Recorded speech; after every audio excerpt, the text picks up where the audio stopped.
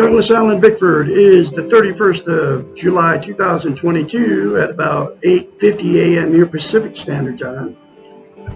Broadcasting live out of my 105-year-old house here in Klamath Falls, Oregon, which is my hometown.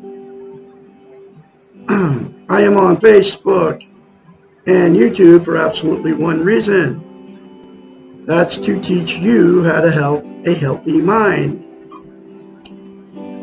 I am a self-taught psychiatrist, therapist, counselor. The reason that is, I have thousands of hours of study of how the mind functions, how the brain works. I specialize in emotional, sexual, and physical abuse. And the reason that is because I'm a victim of it. It's devastating what it does to us. But there's billions, I said B with a B, B with a billions, on all over the planet that have been emotionally, sexually, or physically abused. Seriously, folks, it's that bad. So, I discovered a way to heal myself, okay, and get a healthy mind. And now I'm teaching you how to get it. And you can call me at 458-232-5238 to schedule your 1-hour therapy sessions 4 times a month, free of charge, except for you'll have to buy one thing, and that'll be this book right here, Portable Therapist. And then you'll have to get honest with me and accept me as your therapist. But you can call me 458-232-5238 to schedule that appointment. Anyway, so the only way to attain a healthy mind is to attain and maintain a thing called self-esteem, and that's out of this book right here. Her name is Dr. Susanna McMahon. She wrote this book, Portable Therapist, 30 years ago, folks. It was published in 1992, and every lesson in it talks about how we've been trained and taught not to have a healthy mind, not to have self-esteem, self-confidence, self-worth, self-love. What self-esteem is, it's how you feel about yourself inside. It's also known as self-confidence, self-love, self-worth. You can think of self-esteem as this way. We've all been in romantic relationships. You know how you have that good feeling when you first meet that person? Bragging to all your family and friends, your soulmates, you know, it's your last love, you're going to die together. What self-esteem is? That good feeling towards yourself. Okay. Dr. Susanna McMahon, who is 73, lives in Madrid, Texas with her husband. Is a therapist, a psychiatrist, a counselor for many years out of her life. Knew that her clients that would hire her and pay her big bucks to do it, to hire her, to fix her unhealthy mind, knew they didn't have self-esteem because nobody was teaching it way back when, right? I mean, talking 30 years ago, folks. And so she had to come up with a way to be able to tell her clients to do to themselves so they could give themselves self-esteem. Nobody can give you self-esteem for you except for you. And in order to fix their unhealthy minds, or help them fix their unhealthy minds, she knew she had to get them to give themselves self-esteem. So here's that very simple concept. It's called mirror therapy. She's the originator of mirror therapy. You look at yourself in the mirror and say 4 things. I love you. I love my inner child. I'm worthy to be loved. I'm worthy to love. I am full of goodness. Those 4 things to yourself in the mirror, daily without fail, will give you self-esteem on steroids. I mean, initially when you do it the very first time, you say that to yourself in the mirror, you're going to get it. But to maintain that self-esteem, it's like lifting weights. If you stop lifting weights and you stop, you have to start all over. Self-esteem is the exact same thing for the brain. And so you have to practice it daily. You have to say that to yourself daily. And trust me, it's a lot easier than lifting weights. So you have to say it for the rest of your life. It'll take you less than 10 seconds. I love Douglas Allen Bickford. I love my inner child. I'm worthy to be loved. I'm worthy to love. I am full of goodness. Instead of criticizing yourself. Here's why she came up with mirror therapy and why it's so powerful. We cannot lie to ourselves in the mirror. It's a psychological event that happens in your brain.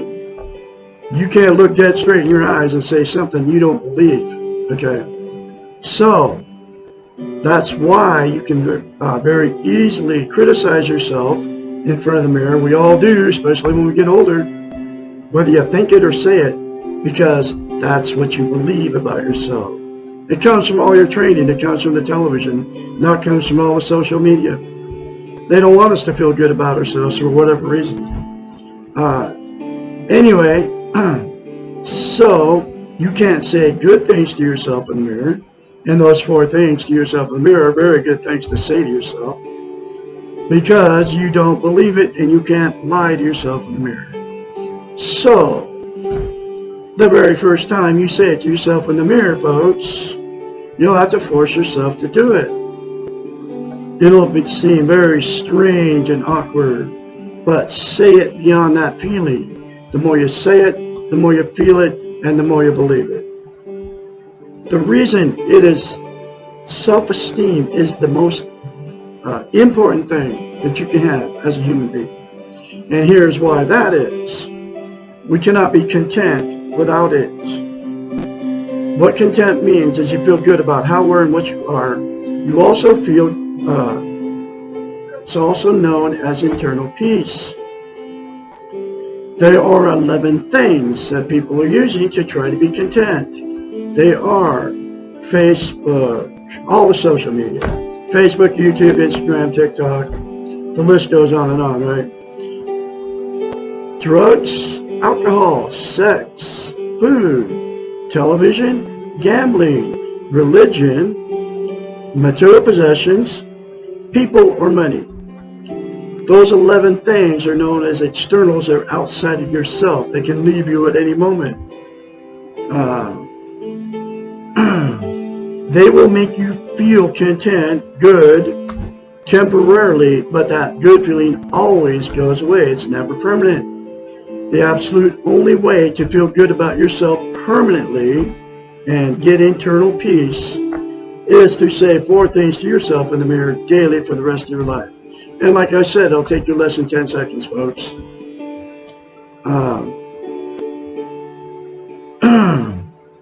Just think about the alcohol buzz and the pot high, right?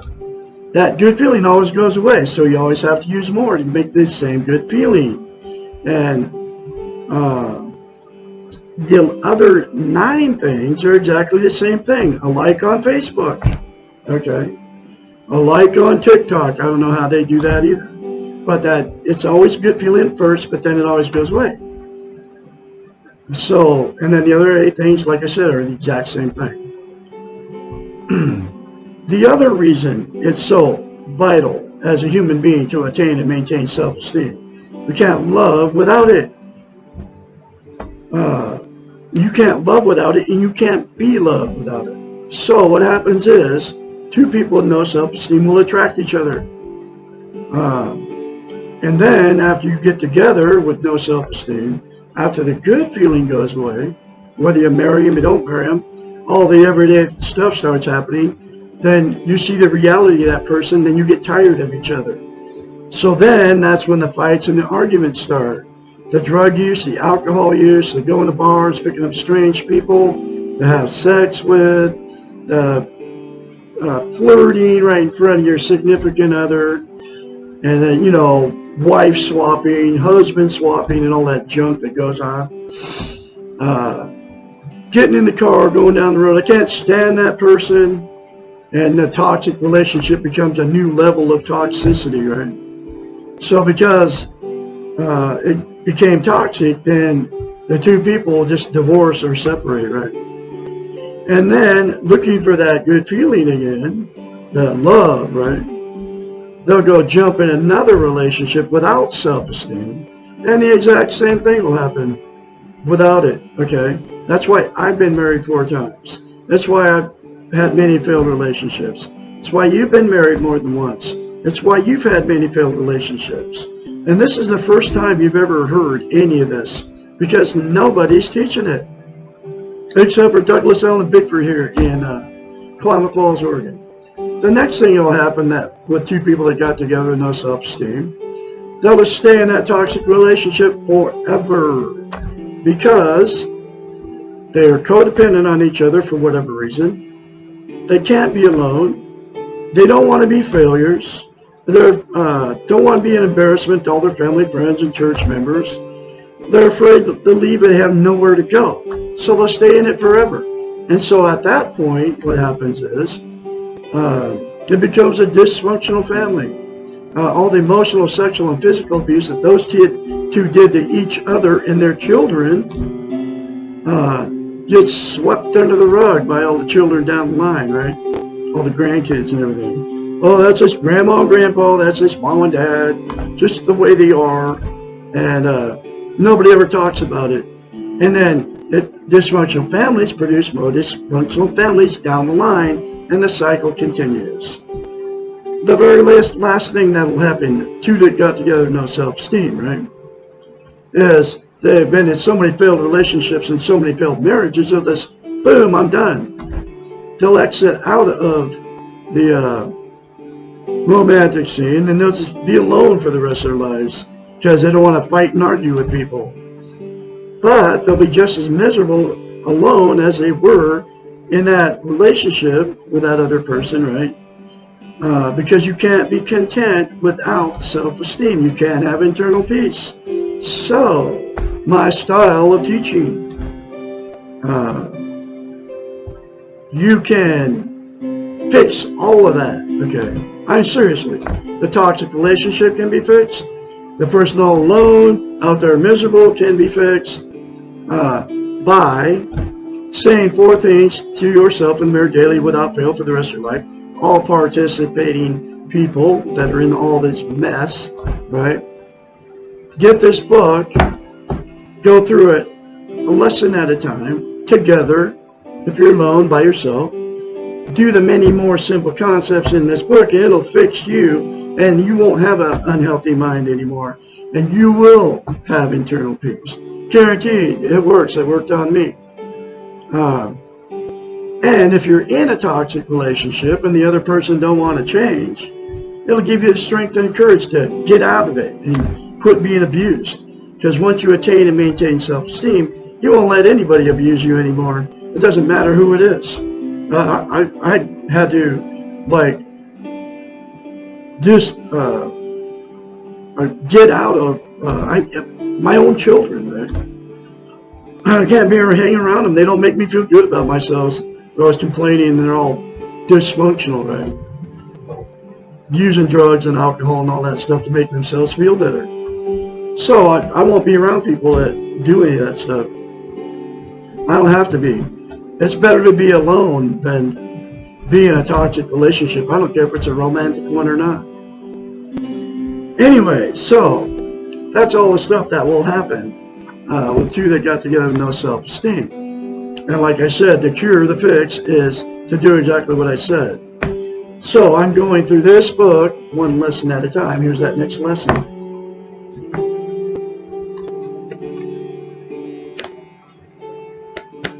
Why do I hate? Lesson 72. Hatred can be conceived of as unresolved anger, unfulfilled needs, and unacknowledged pain which have been externalized onto another person or situation or internalized into ourselves. We tend to hate people who harm us or withhold what we want or need. We hate people who victimize us.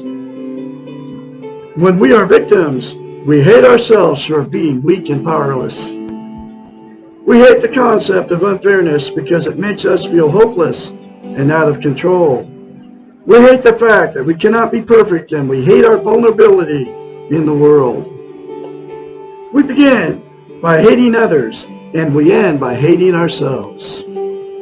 The problem with hating is that it is pervasive and creates a vicious and self-destructive cycle.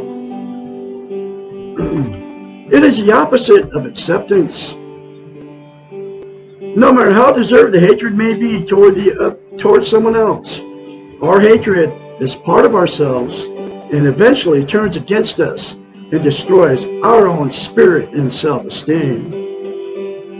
It is very difficult to love ourselves unconditionally when there is hatred inside of ourselves.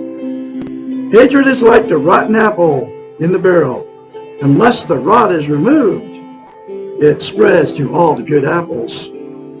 The best way to deal with hatred is to resolve the anger, fulfill the needs, and acknowledge the pain. Accept that you hate and work on letting go of this hatred. Do not waste your time and energy in justifying why you hate or in denying that you do hate. And do not look for support of your hatred, because you will probably find it. Hating something or someone will never change the thing or the other, but will change you in a destructive way. Stop focusing on the thing that you hate and refocus on yourself.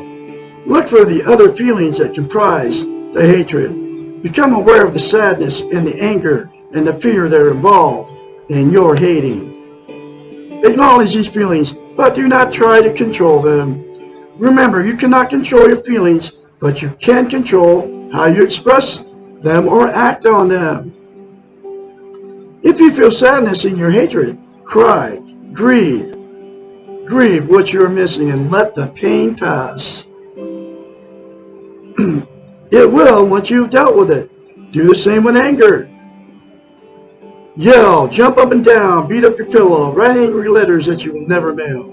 Share your anger with some neutral and supportive person who encourages you to feel without acting rashly upon your feelings.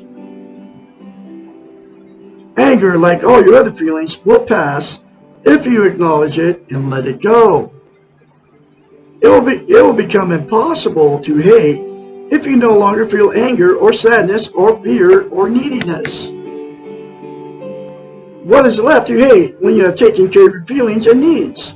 If you hate someone because of the way that person is in the world, then you're involved in judging behaviors. You are saying that you are right and the other is wrong. You are good and he or she is bad. You know and the other does not. The Western model, here's where that training comes from, is based on boundaries, perceived values, and criticisms. It holds the assumption that we can achieve perfection and that we are in competition with others. The Eastern model, the being model, makes no assumptions. It is a model of acceptance. We are what we are and everyone else is what they are. We are only responsible for ourselves and when we hate, we are responsible for our hatred. We cannot control anything except ourselves, but we can choose to stop hating. Others will not change whether we hate them or not. There will always be pain and injustice and unfairness in the world. Our hating will only add more negativity to the world, which is already overloaded with destruction. Our acceptance and lack of hating may not change all the negativity, but it will change our own. We may not be able to clean up the cesspool, but we do not have to add to it. We can let go of hating. It does no good, period. There's another very powerful lesson for you folks. I can be your therapist, your psychiatrist, your friend, your counselor. Call me at 458-232-5238 to schedule your first session, 1 hour a week, 4 times a month. I can help you because I have been through exactly what you've been through. I know how the brain functions. I have thousands and thousands of hours of study, how it works. I specialize in sexual, emotional, and physical abuse. And because I am a victim, I've learned how to heal myself. I can teach you how to heal yourself also. Have a great day out there on this Sunday.